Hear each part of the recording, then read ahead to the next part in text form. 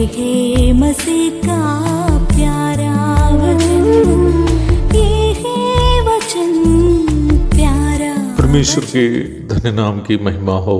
प्रभात मनन के सत्र 2461 में आप सभी का बड़े प्रेम के साथ स्वागत करता हूं। आइए आज के मनन के लिए हम पढ़ते हैं पतरस की दूसरी पत्री, पहला अध्याय, उसकी 7वीं पद। और भक्ति पर भाईचारे की प्रीति और भाईचारे की प्रीति पर प्रेम बढ़ाते जाओ। यीशु मसीह की पहचान की ओर बढ़ने के संबंध में 7वीं पद में दिए गए अंतिम दोनों चरण बहुत ही महत्वपूर्ण है।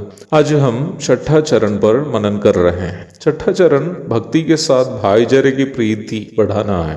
भक्ति के बारे में हमारे बीते प्रभात मनन में हम देखे थे कि यह प्रभु के प्रति हमारे अंदर उत्पन्न भावुकता भरे प्रेम या आदर को सूचित करती है। निम्न भक्ति के साथ भाईचारे की प्रीति जोड़ने के लिए यह कहा गया है। भक्ति पूर्णतया परमेश्वर के प्रति हमारे अंदर उत्पन्न होने का स्वभाव है। वही एक दूसरे के साथ हमें दिखाने के दो स्वभावों को हम छठा एवं 7वां चरणों में देखते हैं। भाईचारे की प्रीति के लिए यूनानी बाइबल में दिया गया शब्द फिलाडेल्फिया, फिलो और अडल्फोस करके दो शब्दों का यह मिलन है। फिलो शब्द का अर्थ बिलवड अथवा प्रिय और अडल्फोस शब्द का अर्थ ब्रदर अथवा भाई है। मसीहत में एक दूसरे के साथ विश्वासियों को बनाए रखने का भाईचारे का घनिष्ठ संबंध को यह सूचित करता है। यदि हमारे अंदर प्रभु के प्रति भावुकता भरे प्रेम या आदर है तो यह प्रेम और आदर हमारे भाई बहन जो मसीह में हैं उनके साथ भी हमें दिखाना है।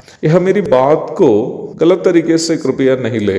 मेरा कहना यह नहीं है कि हमें एक दूसरे के साथ भक्ति दिखानी है। परमेश्वर से हमारी भक्ति का कारण उनका परमेश्वरत्व और हमारे प्रति उनका प्रेम है, परंतु मसीह में हमारे भाई बहनों से हमारा संबंध का कारण हमारे बीच का सीधा संबंध नहीं है, बल्कि परमेश्वर के साथ हम सबका संबंध है। परमेश्वर से मेरी भक्ति का आधार परमेश्वर से मेरा सीधा संबंध है। वही मेरी आवाज सुनने वाले किसी भी मसीह भाई या बहन के साथ मेरा संबंध एक दूसरे से सीधा नहीं है, बल्कि परमेश्वर के द्वारा है। हमें से कोई एक का संबंध परमेश्वर से यदि टूट जाए तो स्वाभाविक रूप में हमारे बीच के भाईचारे का संबंध भी टूट जाएगा। भाईचारे की प्रीति को अंग्रेजी बाइबल में ब्रदरली काइंडनेस करके भी अनुवाद किया है। ये एक दूसरे के साथ हमारी जिम्मेदारी को दर्शाता है। गलाती 6:10 में हम इस प्रकार पढ़ते हैं, इसलिए जहां तक अवसर मिले हम सबके साथ भलाई करें, विशेष करके विश्वासी भाइयों के साथ। ये पद अवसर मिलने के अनुसार किसी भी मनुष्य के साथ भलाई करने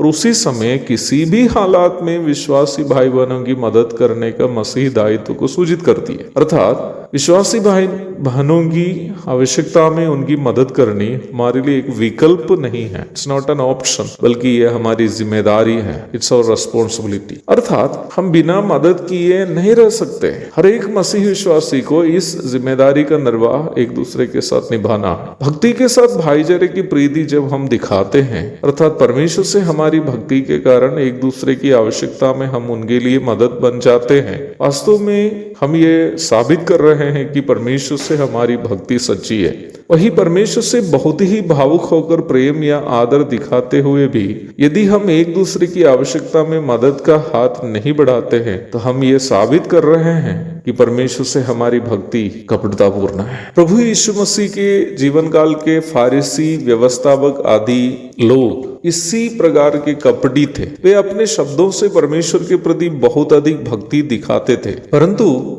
उन्हीं के ही बीच के जरूरतमंदों की कोई चिंता उन्हें नहीं थी। प्रभु ने स्वयं ये कहा था कि वे अनाथों और विधवाओं को लूटने वाले हैं। प्रभु यीशु मसीह अच्छा सामरी का उदाहरण भी इसी परिप्रेक्ष्य में बताया था। दोनों लेवी और याजक उस खून से लथपथ अधमरा यहूदी को नजरअंदाज करके आगे बढ़े, जबकि दोनों परमेश्वर के मंदिर के सेवक थे। वही एक सामरी जिसको यहूदी अछूत समझते थे, अपना धंधा को भी छोड़कर उस खून से लथपथ अधमरा यहूदी को बचाने को अधिक महत्व समझा। प्यारो, हमारा मसीही विश्वास केवल परमेश्वर से हम दिखाने वाली भक्ति में ही सीमित रहती हो और हमारे बीच के जरूरतमंदों के प्रति हमें चिंता नहीं हो तो अवश्य समझिए हम परमेश्वर के सच्चे भक्त नहीं है, केवल फारिसी और व्यवस्थापकों के समान कपटी है। ऐसा नहीं होना चाहिए। एक और शुभ दिन की धन्य कामनाओं के साथ आज का मनन में यहाँ समाप्त करता हूँ। प्रभु आप सबको आशीष दे। आमीन।